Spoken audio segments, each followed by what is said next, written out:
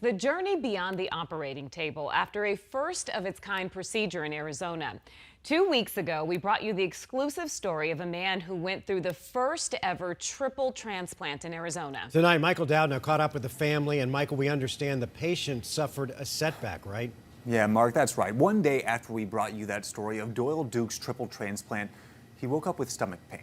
Within a week, he was undergoing another procedure, showing us how getting new organs is often just the start of the recovery process.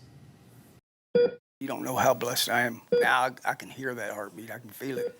It's so strong. But it wasn't always that way for Doyle Duke. While a high school baseball player, his heart failed him for the first time. Over the next few years, he would go through 5 open heart surgeries. Of course, I always had that fear if he's not going to make it. That's my biggest fear. Billy Doyle has been by her husband's side since 2006, including last May when his heart began to fail, followed by his liver and then his kidney. Nobody in the state of Oklahoma does heart, liver, and kidney. So they packed up and went to the Mayo Clinic for the first ever triple organ transplant in Arizona. The 14-hour procedure, a success. He woke up, it was just wonderful. I don't even know how to explain it. I was just so happy. But that successful transplant wasn't the end of the journey, more the beginning of a new road to recovery. People realize how hard it is and how stressful it is and how slow the process is. It took weeks of monitoring, of extra medication, of strengthening his body. That's neat.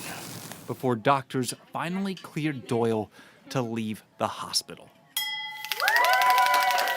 But then, 2 weeks ago, Doyle woke up with stomach pain. I was just so scared because I didn't know what it was. That required an immediate evaluation, and we identified that this is really a very serious problem. Dr. Bashar Akel says it was pancreatitis, a setback that is not unusual with complex procedures. Transplant is not simple surgery where you complete a surgery and you are done.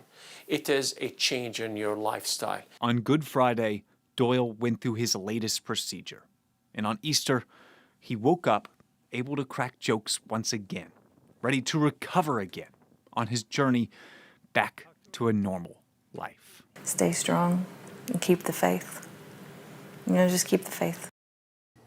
Now, the good news here is the early indications are that Doyle will make a full recovery from this latest procedure and could head back to Oklahoma as early as the summer. But even with everything going well, he will need to monitor those organs and other health conditions for the rest of his life. Guys, back to you.